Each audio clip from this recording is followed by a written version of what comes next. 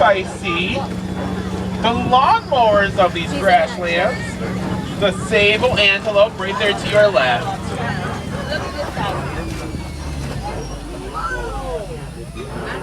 Now their horns can grow to be about 5 feet long.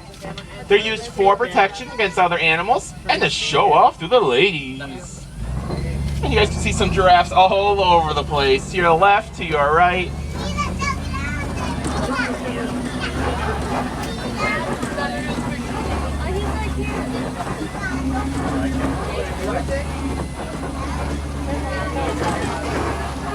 Oh, but wait a minute. Okay guys, you're about to see something so cool, so amazing. It's the termite mound right here to your left, ladies and gentlemen. Absolutely beautiful. Created by the termites mixing their saliva with the dirt. And here's some more beautiful giraffes.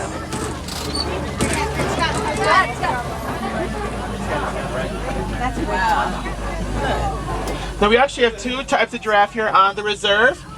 The ones to your left right now are reticulated giraffe, and the one in front of us is a Maasai. Can anybody see how we tell them apart? They're spots, that's right. See the ones to your left, the reticulated, have the bigger spots. And these Maasai to your right have much smaller spots.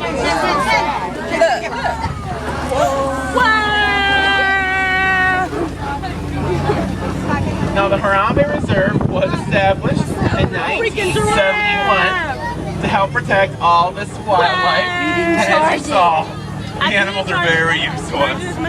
Coming so close to the road. It was both awesome and terrifying at the same time. Well, I didn't do it. I thought it was really, really cool. But I think I see something funny in this bush coming up to the left. Hang on, let me get a little bit closer. Oh, it's the white bearded wildebeest to your left. Isn't that what killed Simba's dad? Yep, those are the killers of Simba's dad. And their name actually means wild cattle in Afrikaans. Afrikaans. And they partake in one of the biggest migrations in the world. About 1.5 million migrate each year. Whew, that's a lot of hooves. And now if you guys look to your right, you can see those beautiful horned animals. Those are the Ankoli cattle. And their horns look really heavy, right? But they're not. They're actually very hollow inside. And they actually have a lot of blood vessels in their horns to help cool down their bodies in the heat.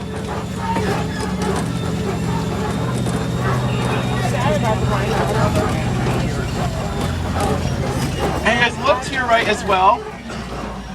See the head of a little animal with much smaller horns out there to your right. Oh yeah. By the grass and that like tree, island of trees, is that little head. That's the water buck. And the water buck is so cool. He likes to jump into water to get away from predators, but that could damage his fur, right? So he creates his own oil to protect his fur in the water. Awesome.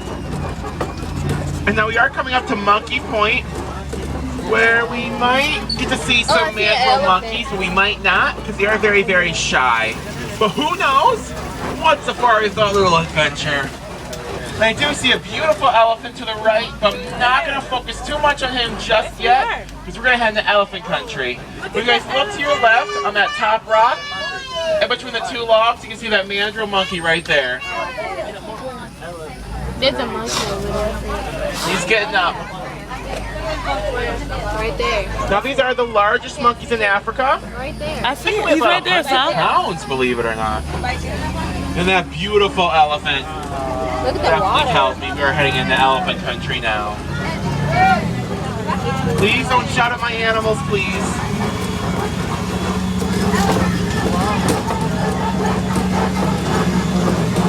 Wait a minute, is that a radio station I'm hearing? It's a little faint, but I can hear it somewhat.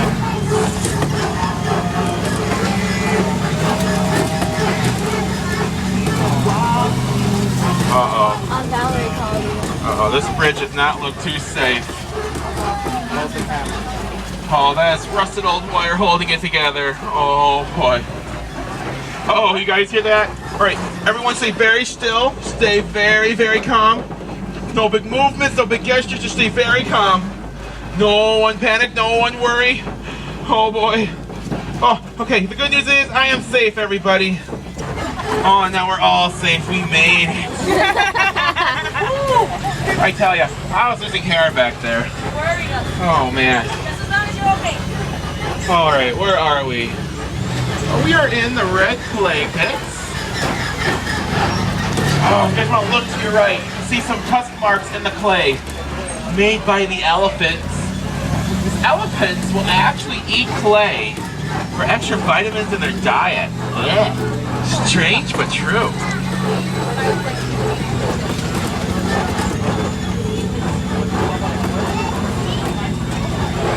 Now researchers on the reserve are studying the animals, and they're studying the vocal communication between them to help understand more of their behavior. Because the more we can learn about the elephants on the reserve, the better we can help them in the wild. Animals if they try to walk past it. Because you heard the shock noises.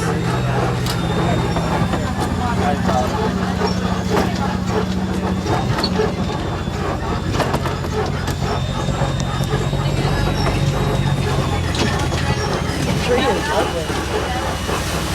So interesting looking.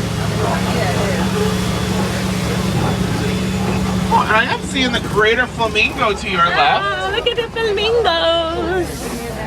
Look at them, they're kissing. Now they are the lightest pink out of all the flamingo, and they get their color from what they eat. Does anybody know what they eat? Salmon. Shrimp, that's right. Let's give them that pinkish hue. I think he's feeding him. Wow. As we head into white rhino territory. Now, have the a white white rhino rhino? has one of the greatest comeback stories in Africa. They once were on the brink of extinction, right? Because they were being poached for their horns. But thanks to anti-poaching efforts and reserves like ours, they now have sustainable numbers in the wild. But first, I'm seeing these beautiful addax to your left. Wow. Their horns are crazy. Now they are desert antelope, so they don't need much water. But any water that they do need, they get from the food they eat. It's kind of like a 2-for-1 whenever they eat. They double dip. And I love their horns.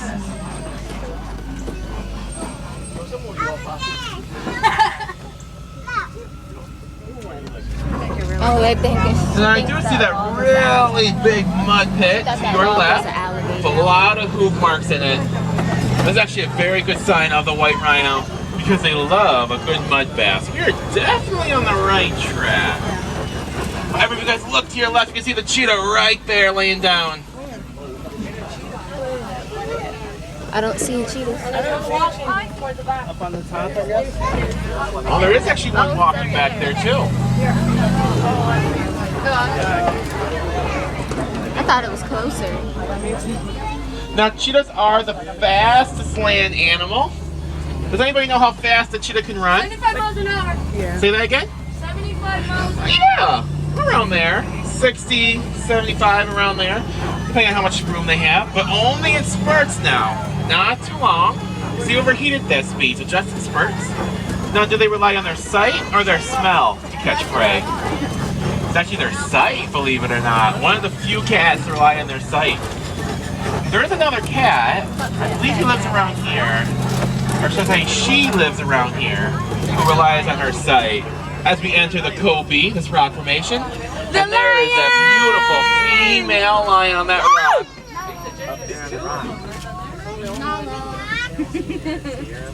Now, lions are actually inactive 20 hours a day. 20 hours a day, they're completely inactive. Lucky. And the other 4 spent hunting and eating. Now, is it the boy or the girl lion that does all the hunting? The girl. It is the girl.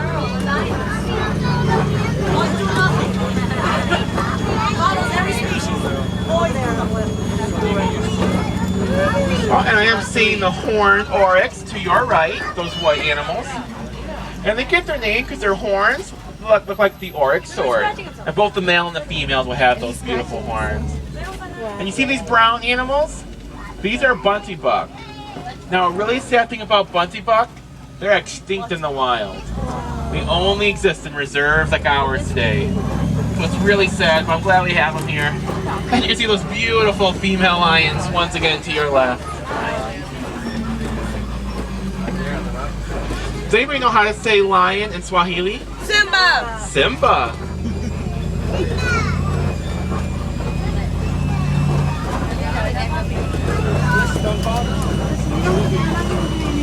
Oh, and then coming up to your left, you can see the beautiful warhog, and you even see the baby warhogs playing on the rock. Oh. Those little guys. Timon and Pumbaa. Can I have that today? Now warhogs dig burrows in the ground with their snout, and they keep those razor sharp tusks out for everyone to see because they love their naps. Ooh, look at that ostrich. Look at it. I know. I see it. The Now you can ostrich. see some ostrich eggs to your left on the ground. The largest eggs in the world. And I'm also seeing the bunty buck and the Turn horned back, oryx look out there to your right. Solomon. Did you see the eggs? Hey, kids.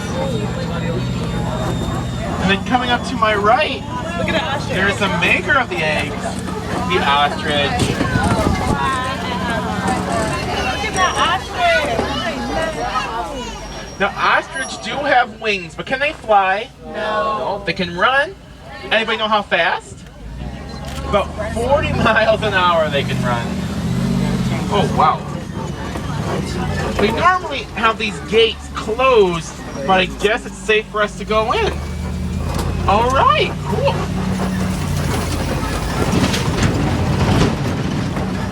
So as you can tell by all this construction going on, we are expanding the reserve. And we are bringing back the zebra. I know, I'm excited. Cannot wait for the zebra to come out and play. Once all this land is cleaned up for them very, very soon. So that means you all have to come back to Africa now and go for another 2-week safari, okay? That way we can all help welcome the zebra home. Now, reintroduction efforts like this, where we reintroduce animals back into land they once roamed but no longer do, is actually happening more and more in Africa. Because back in the day, the animals were forced off their land by livestock farmers. But still, well, let's hope more land will be given back to animals, because that way it is a win-win-win situation. Farmers still have land to keep on farming, but the animals have more land to run around and be safe. And we can come and visit and take some pictures. So, wherever you live, you too can help with reintroduction efforts. Ooh, wow. Whoa. Oh, well, hey. This is nice.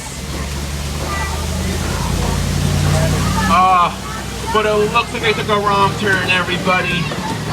So we will have to cut our 2-week trip down to these past couple of minutes we shared together. I'm sorry, everybody. That was my bad. But I hope you all had fun out there. Now, around here, we do not like to say goodbye to our friends. Goodbye.